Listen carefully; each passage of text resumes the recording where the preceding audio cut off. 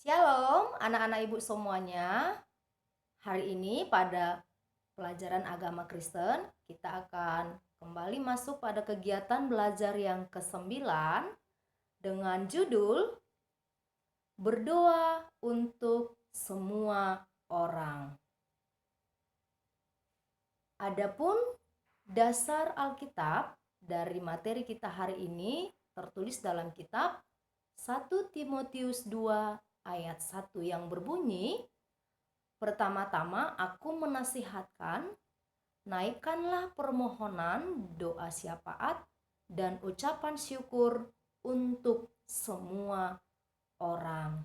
Nah, anak-anak ibu sekalian, doa itu merupakan sumber dari kekuatan, kedamaian, ketenangan, dan ketentraman bagi orang percaya. Nah, berdoa untuk semua orang sama artinya dengan doa syafaat. Nah, doa syafaat artinya adalah berdoa untuk orang lain atau sesuatu yang bukan kebutuhan pribadi kita saja, namun berdoa yang mencakup untuk kebaikan semua orang.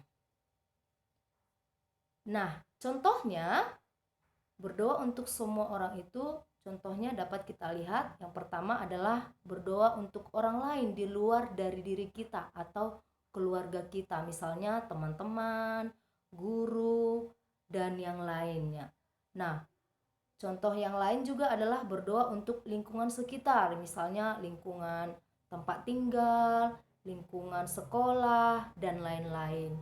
Nah, contoh yang ketiga, berdoa bagi bangsa Indonesia dan bangsa lain serta para pemimpinnya. Contoh yang keempat, berdoa untuk semua gereja dan hamba-hamba Tuhan. Contoh yang kelima, berdoa untuk orang-orang sakit. Ya, kita perlu mendoakan orang-orang sakit, baik yang dirawat di rumah maupun yang dirawat di rumah sakit. Apalagi dalam kondisi seperti sekarang ini, anak, dengan adanya wabah virus corona. Kita tidak tahu siapa saja yang terserang virus ini, tetapi sebagai orang Kristen, sebagai orang percaya, kita perlu mendoakan orang-orang sakit supaya mereka memperoleh kesembuhan. Nah, contoh yang keenam adalah mendoakan orang-orang miskin dan yatim piatu. Dan masih banyak lagi yang bisa kita doakan dalam hal mendoakan semua orang ataupun mendoakan semua kebaikan untuk orang lain. Nah, mengapa kita harus berdoa untuk semua orang? Ada alasannya, anak-anak ibu. Ada 3 alasannya. Yang pertama, agar semua orang dapat hidup kuat, damai, tenang, dan tentram. Yang kedua, karena berdoa untuk semua orang itu adalah baik dan berkenan kepada Allah. Dan yang ketiga, supaya semua orang dapat diselamatkan dan memperoleh pengetahuan akan kebenaran. Itulah betapa pentingnya kita untuk berdoa bagi semua orang.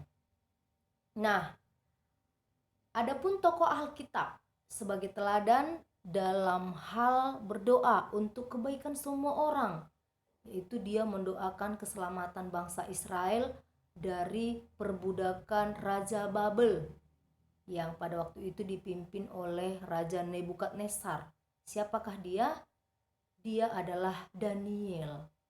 Ya, anak-anak ibu mungkin sudah tahu bagaimana sikap dan karakter Daniel sebagai tokoh yang perlu diteladani dalam Alkitab. Daniel dalam hal ini, di mana pada waktu itu mereka sedang berperang dan sedang berjuang untuk keluar dari tangan perbudakan Raja Babel. Dan pada waktu itu Daniel selalu berlutut, berdoa dan bermohon kepada Tuhan untuk kebaikan semua orang, untuk kebaikan bangsa Israel.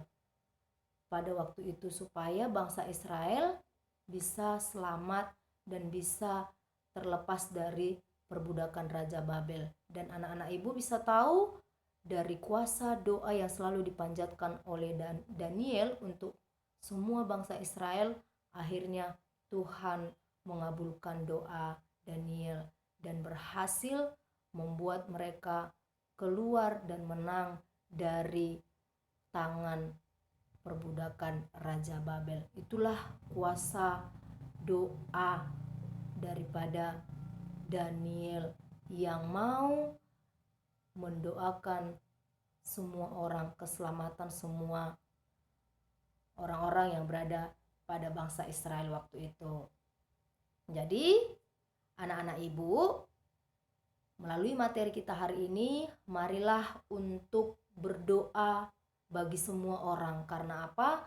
Karena dengan mendoakan orang lain, kita dapat menunjukkan bukti kasih kita kepada mereka sebagai orang yang mengenal kasih Tuhan, dan supaya semua orang dapat diselamatkan, dapat memperoleh keselamatan dari Tuhan, sama seperti peristiwa bangsa Israel tadi karena kuasa doa dari Daniel. Nah, anak-anak ibu, demikianlah materi kita hari ini. Kita akan lanjutkan pada materi minggu depan. Shalom, salam sehat bagi anak-anak ibu semuanya. Tuhan Yesus memberkati.